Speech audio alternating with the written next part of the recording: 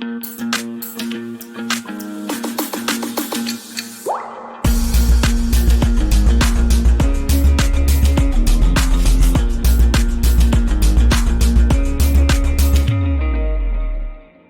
good morning. I'm Ms. Rosenda R. San Miguel, Guidance Associate at Systems Plus Computer College. I've been the Guidance Associate for 8 years now.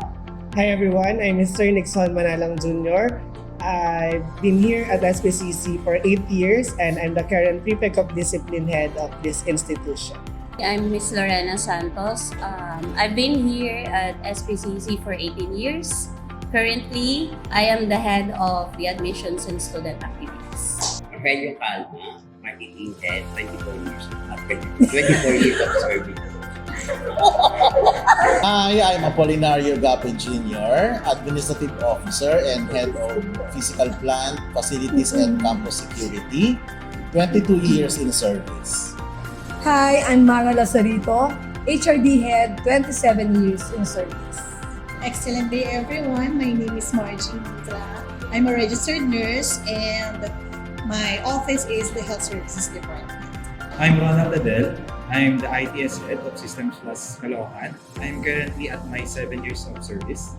I'm Angelita Bartolome, a Senior Accounting Supervisor, rendering a service for 10 years. I am Vanessa Bimenjola. I am the LIS Coordinator of SPCC Caloocan. And currently po, 15 years and counting na in service. JR Cristobal, Quality Assurance Head. This is my first year as Quality Assurance Head. Although this is my second stint already since I served as Faculty Academic Head and Quality Assurance before. Hello everyone, so I am Angelica Perioles. I'm one of the instructor in CIT department, also a GA coordinator. Hi, excellent day. So my name is Jensen R. Foronda. I'm the College Dean of SPCC. Hello, I'm Eunice Manalo. I'm a secretary of college department. Hello everyone, my name is Jivemily Susimo. I'm also the college instructor, an IT and GE instructor. Hi, I'm Miss Agnes Cortero. I'm the college secretary of the CBHTM department and I am already 12 years in service. Well, you're 12. Me, I am 22 years in service. Okay, I am Miss May Nuque, the Dean of the Colleges of the College of Business, Hospitality and Tourism Management. 22 years and still alive and kicking.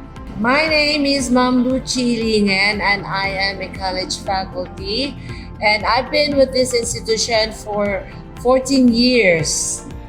Hi, I'm Mark Angelo Montoya, a property student of CBHTM department and I am 8 years in civil service.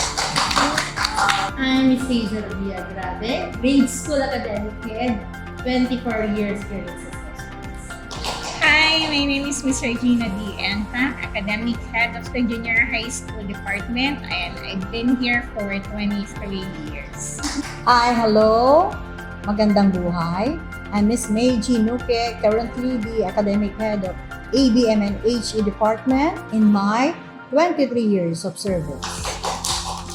Hello, good day. I'm Miss Melody Belcan, the Academic Head of STEM and GAS Department. My 23rd year in service. Hi, I'm Maria Liza M. de la Cruz, the Academic Head of the ICT and News Department, 9 years in service. Hello, I am Dr. Maria Chona B. Arce, the Basic Education Principal, 24 years in service. Considering your years of service in SPCC, S for service. sasabihin ko pa ba yun? Dapat malaman nila ano yung S. Bakit may S? Kaya S for service.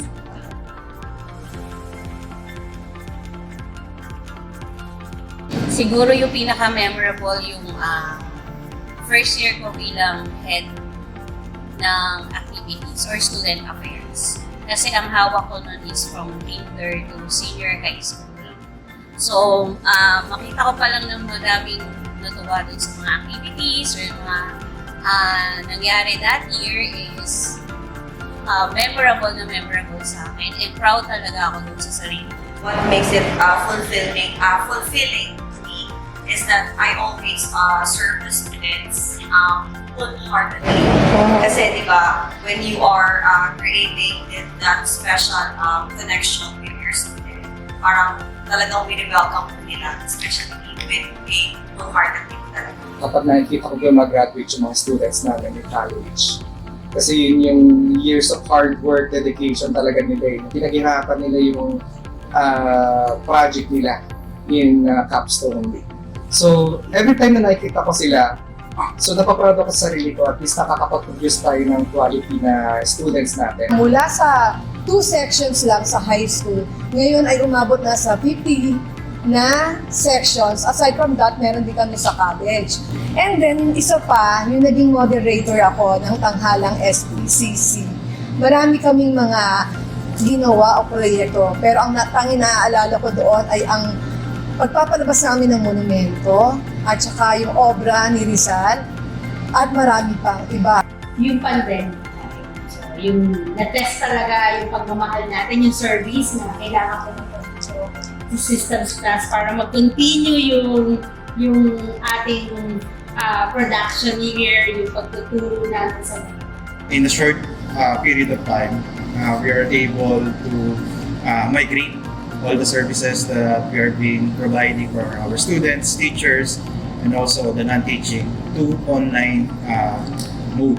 So I think that's one thing na proud kami as the ITS team of this school. Additional is, every time may mga bumabalik na estudyante, mga alumni natin, tapos nag-thank you sila because of yung mga na-experience nila here that made them confident to explore nga yung mga other fields. Plus yung mga teachers din who had been with us for 2, 3, 5 years, every time na bumabalik sila, nag-thank you sila doon sa training. And I believe that's a big testament of what we've been doing here at SPCC. Ako naman po, P for professionalism. I couldn't think of any other than what happened during or in the middle of pandemic when we had a change in administration. So it was a very challenging situation para po sa lahat, especially those in the administration. Professionalism is tested, not only 100% but more than 100%. Hindi mo kasi maiwasan yung issue sa school. Yes, oo. And we cannot please everybody naman kasi. We're able to handle it with professionalism. Sa maagap nating pagpupulong, sa maagap nating pagtutulungan nung panahon na yon, naitawid natin professionally kasi lahat tayo naka-work from home that time. Most of the time, you're talking to the computer. You don't even know why is it the fact that you're talking to the computer and yet your students, do they understand what you're talking about, what you're discussing? And then yet, in the end, there is this what you call happiness on your part. Lalo na sa mga heads, pag may mga meeting kami, ganon, nagkakasira naman kami ng mga, yung may contribution ang bawat isa. As long as makakaya namin kung ano yung mga question nila, yung mga issues, na ginagawa namin ng paraan para sa mga bata. In a professional way. Yes. Kahit sino sa amin, gagawa ng tungkulin para sa eskwelahan, para maituloy yung pag-aaral ng mga estudyante natin. Being a professional, we are responsible, we are accountable, we have integrity, and of course, excellence in everything that we do. That is a professional in SPCC. Yeah. C. The first C.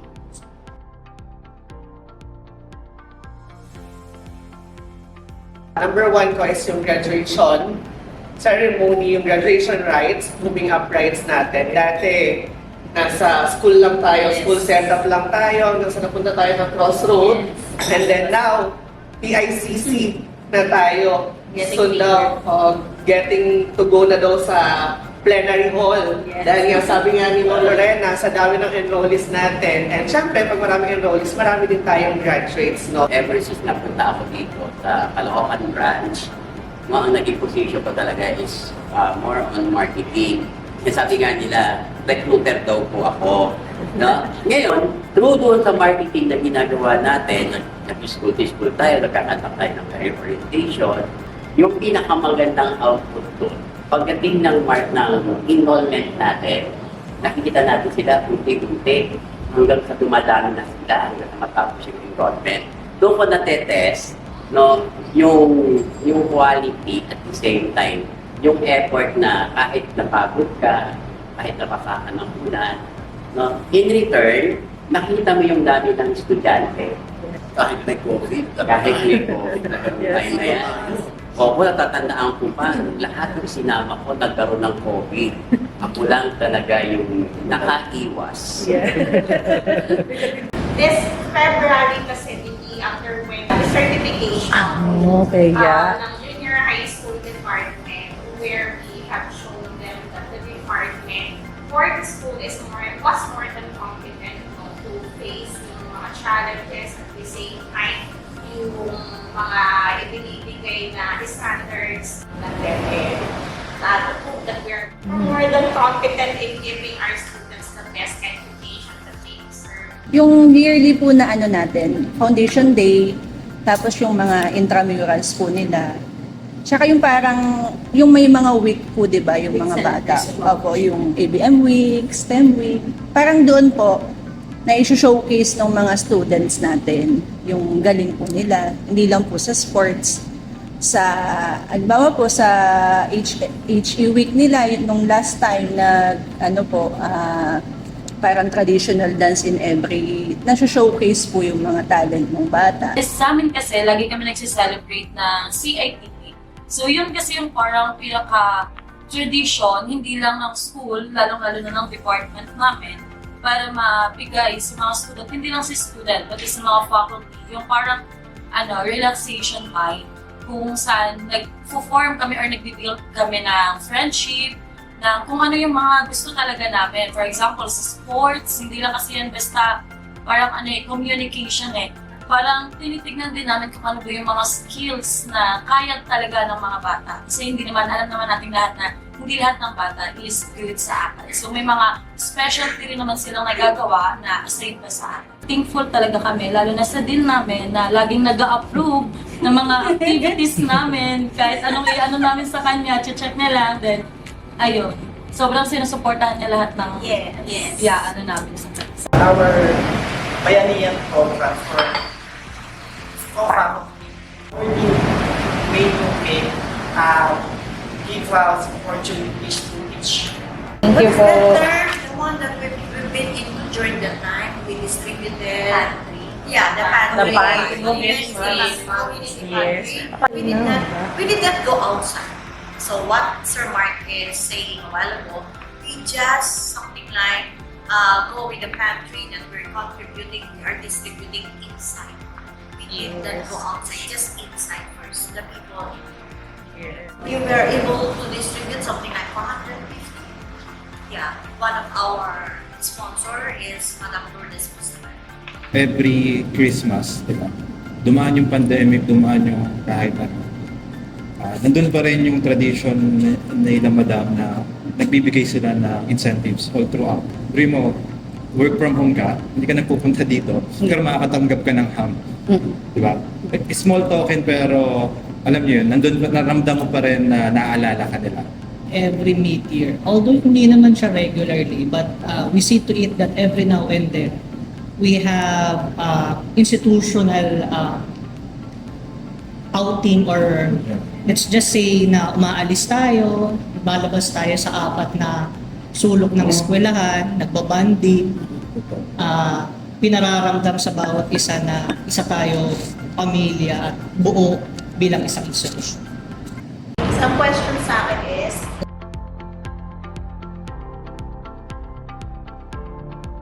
actually, 2 years pa lang po ako sa SPCC pero ang feeling ko po, matagal na kasi yung mga nakakasama ko parang very welcoming. Hindi. Okay. So yung favorite ko dito is yung Foundation Day talaga.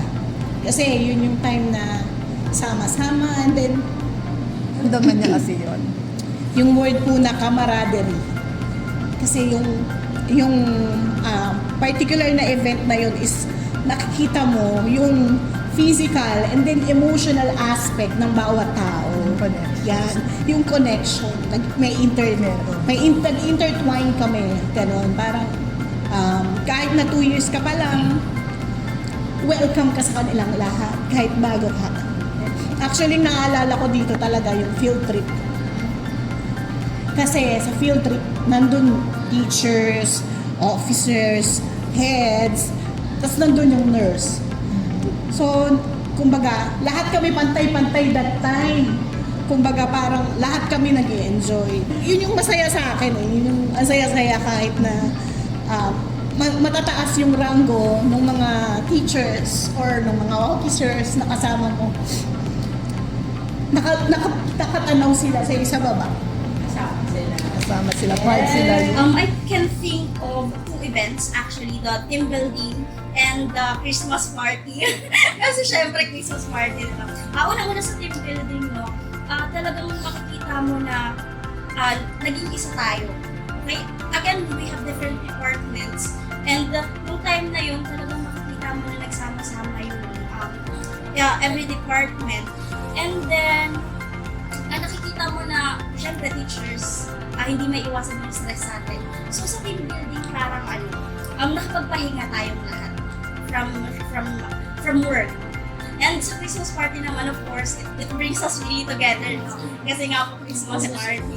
So every employee is masaya sa oras na yun. So yun. For the non-Catholics, it's the holiday season. Of course, para sa karamihan ng Katoliko, yung Kapaskuhan. No? Very cliche na sinasabi sa lahat ng kumpanya o institusyon na isang pamilya yung lahat ng empleyado. Pero tuwing Kapaskuhan, doon natin nararamdaman, magmula sa management hanggang sa doon sa nasa grassroots level na ramdam yung pakikiisa ng bawat isa. Kasi hindi ko pa naranasan na nag-celebrate ng Pasko or nag-celebrate tayo ng holiday season na hindi tayo dinalaw na dati nandiyan pa si Boss, si Madam, si FRB, tsaka si Ma'am Happy. So, kompleto pa sila na dumadalaw o kung meron mang kulang, laging nandyan yung presensya nila. And wala tayong iniiwan. Kumbaga lahat ay nagsiselebrate ng munting, yung isang araw na yun hindi natin nakakalimutan na i-celebrate na yung sinasabi nga natin cliche pero damang-dama ng bawat isa na Pasko, isang pamilya lang. Ay, hindi ko alam kung nadatnan nyo na, pero hindi Baka lang... hindi pa.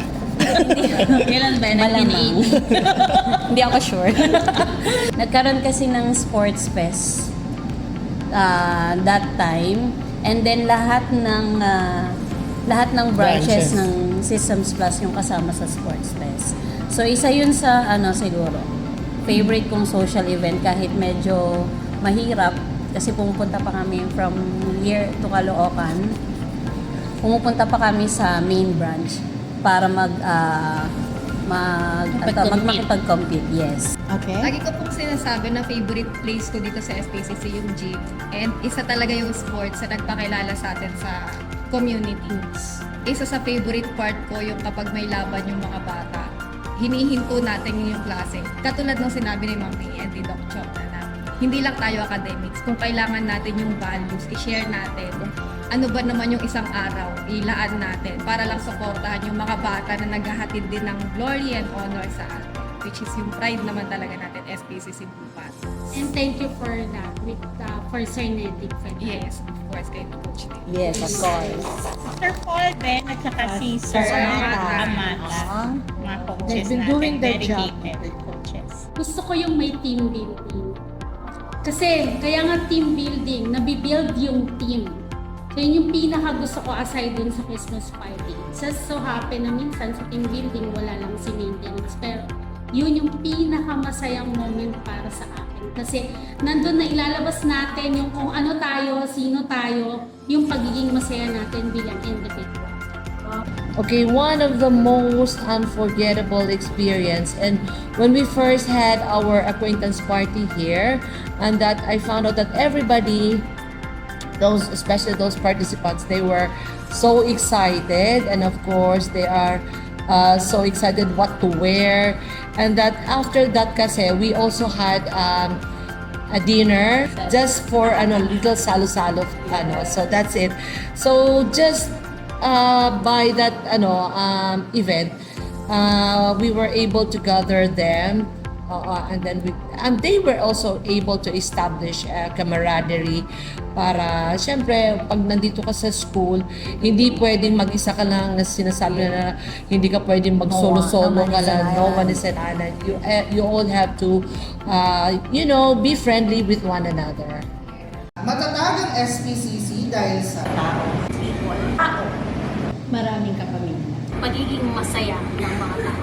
Camaraderie ng tao.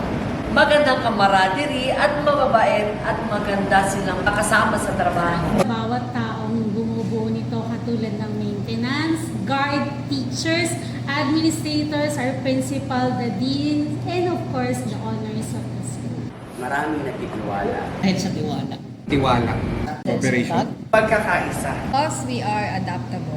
Isa ang puso sa pagtutulungan. Competition, collaboration, creativity, and critical thinking. Meron tayong mga leader na nagbibigay sa atin ng good advices. Mabait ang management. Mga employees din sa mga estudyante. Disiplinado ang mga empleyado at estudyante. Sa estudyante. BHD. BSBA, HRM, and tourism student. Ano mang sitwasyon, siya ay nananatiling matibay. Pagmamahal. Happy 27th Founding Anniversary SPCC! From grade school department, From junior high school department, From ABM and HE department. from STEM and GAS department, From ICT and HUMS department, From Basic Education Department, Happy 27th Founding Anniversary SPCC! Happy 27th Founding Anniversary SPCC! Happy 27th Founding Anniversary SPCC! Happy 27th Founding Anniversary SPCC! Happy 27th Founding Anniversary SPCC!